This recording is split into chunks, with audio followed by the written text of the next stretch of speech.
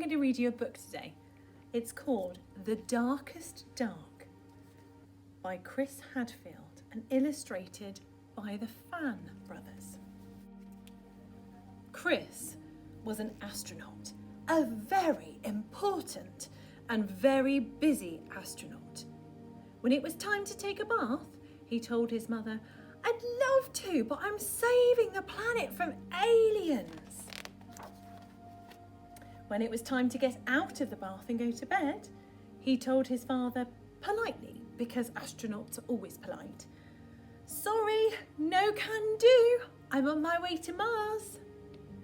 An astronaut's work is never done. So astronauts do not like to sleep. But their parents do. "You're a big boy now," said Chris's father. "You have to sleep in your own bed." And Chris tried. He really did. But his room was dark. Very, very dark. The kind of dark that attracts the worst sort of aliens. But his parents meant it. Chris was going to sleep in his own bed tonight.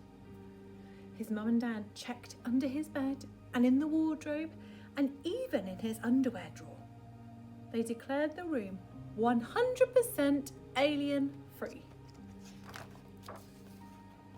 They tucked Chris in. They turned on the night-light and they even gave him a special bell to ring if he was nervous. Clang, clang, clang, clang, clang, clang. They took away the bell.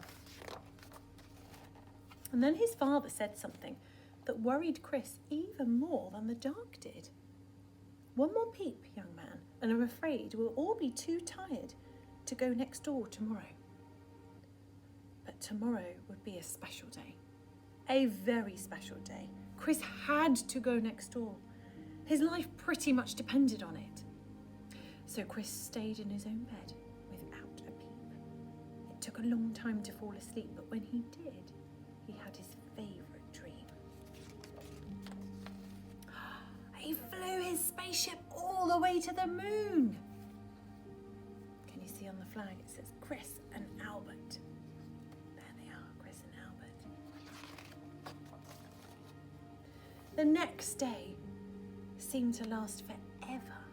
But finally, when the moon was shining over the lake and the summer wind was ruffling the leaves of the trees, Chris ran next door. The house was already full of people, all gathered round the TV. The only TV on the whole island. Chris found a spot where he could see through the crowd. And what he saw was astronauts.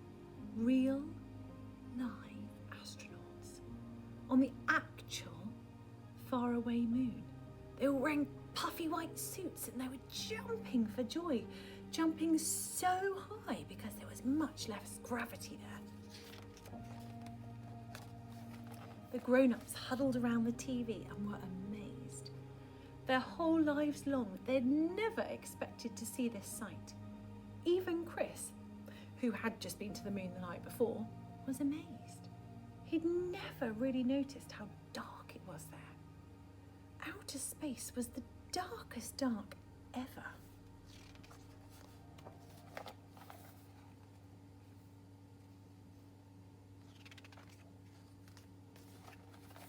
That night, Chris did a little experiment.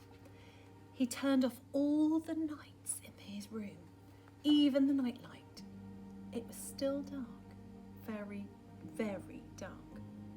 There were still shadows that looked a little, well, alien. Nothing had changed, but Chris had changed. He'd seen that the darkness of the universe was so much bigger and deeper than the darkness in his room. But he was not afraid. He wanted to explore every corner of the night sky. For the first time, Chris could see the power and the mystery and the velvety black beauty of the dark. And he realised you're never really alone there. Your dreams are always with you, just waiting. Big dreams about the kind of person you want to be. Wonderful dreams about the life you'll live. Dreams that actually can come true.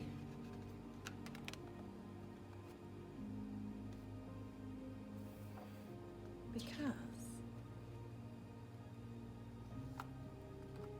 this is a message from the author, from Chris Hadfield. Being in the dark can feel scary, but it's also an amazing place. The dark is where we see the stars and the galaxies of our universe. The dark is where we find the northern lights shimmering and get to wish on shooting stars. And it was quietly in the dark that I first decided who I was going to be and imagined all the things I could do. The dark is for dreams, and morning is for making them come true. This is him in his first spaceship, with his family, that's him, excited to be a pilot. And then, this is him, an astronaut, in real life, getting in the rocket that would take me to the International Space Station in 2012. My first spacewalk in 2001. And building Canadarm2 on the ISS, the International Space Station, in 2001. Playing his guitar in the cupola of the ISS, 2013. And with Albert, his dog, in the book, on Stag Island, 2015, and admiring the darkest dark from a window in Space Shuttle Atlantis in 1995. There you go. Dreams can come true. I hope you enjoyed that. It's one of my favourite